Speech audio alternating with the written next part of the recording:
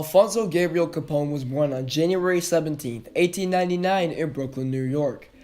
Al was being born into a poor immigrant family that has just migrated over from Italy. Growing up, he was one of 7 other siblings born into his family by mother Teresa Capone and father Gabriel. His father was a local barber in Brooklyn, and his mother was always staying at home taking care of his ginormous family. In his early childhood years, Capone attended school up until the 6th grade, where he dropped out after he had beaten up a teacher and was forced to then leave the school. It was hard for him to succeed in school, as many looked down on him as a child of immigrant heritage. Unlike other kids growing up, Al was taught the main purpose of life was to acquire wealth. What his parents did not seem to tell him, however, were the appropriate ways to make that wealth. Soon after, Capone began to engage in criminal activities as a way of achieving success. Capone worked many odd jobs until he found his true calling when mob boss and gang leader Johnny Torrio had hired him. Torrio used Al Capone to kill people who did not repay him or who owed him debts. He knew Al did not mind the violence. Over time, he became more interested in the criminal world. Starting off his criminal career, he committed small crimes such as theft and vandalism, but he eventually went on to do some of the most devastating organized crimes in American history. Capone's first major crime took place when Prohibition had just began. He decided to bootleg illegal alcohol. He was still a teenager when this first crime took place. Another notable crime that took place after this time of the bootlegging was an assault. One night, Capone was in a bar drinking with some of his friends. He insulted one of the waitresses who, unknowing to Capone, had a brother in the bar who would immediately attack Capone after, which caused a bar fight. The brother had taken out a razor blade and proceeded to slash Capone 3 times on the cheek, which gave him the infamous nickname Scarface. However, this was only the beginning of his criminal career. He would go on to do more things that would make him one of the most notorious mob bosses in history. Like we have been talking about, Capone has been responsible for many gruesome attacks in his upbringing, but this next act of violence is one that many call the bloodiest gang-related attack in history. This gunfight was the St. Valentine's Day Massacre, which took place on February 14, 1929 in Chicago, Illinois. Over the occurring months, Capone began to have a problem with rival Chicago gang leader Bugs Moran, so Al had set up a hit to take Moran down later in the day.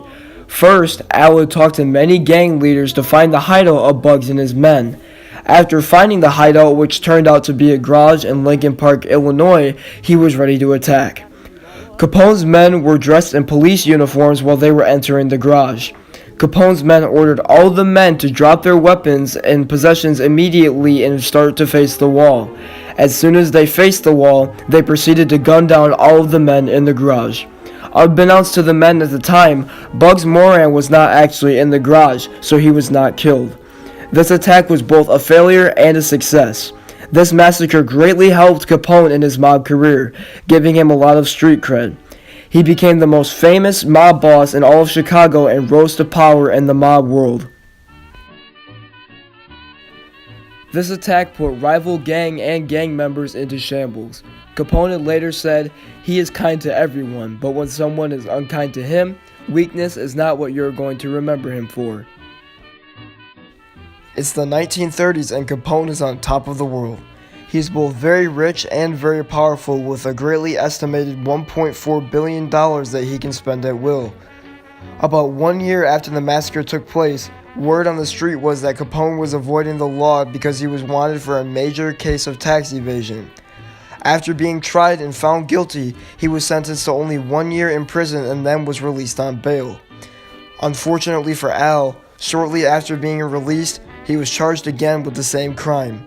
This time, however, he was given a maximum sentence of 11 years, which is the harshest punishment anyone has ever received for a tax evasion crime in American history. Following the sentencing at a Chicago courthouse, Al Capone took a trip from Illinois all the way to San Francisco, where he was one of the first inmates to be put in America's most brutal prison, Alcatraz. Although the compromises in Al Capone's life were limited, the main one was his prison time. After his many years in Alcatraz, he began to rethink his life decisions. His main enemy who got him into prison was federal agent Elliot Ness, who led a team of officers known as the Untouchables because they could never be corrupted. Al Capone did not let the government stop him, and he was quite lucky when he was in prison, mainly because of the street cred that he had possessed.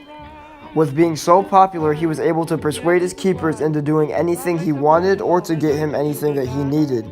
He often came up with his own privileges. He got out early in 1939 for good behavior after spending the final year in prison in the hospital suffering from syphilis. After his prison sentence was over, he went to live with his family back in Miami. He could not go back to Chicago because during prison, his empire completely fell and he was no longer a mob boss in Chicago, Illinois. Shortly after being released, he died at the age of 48 due to cardiac arrest. Although Capone did not live a long life and passed away under the age of 50, he still completely revolutionized the criminal game and changed the way that many people view gangsters and mob bosses to this day.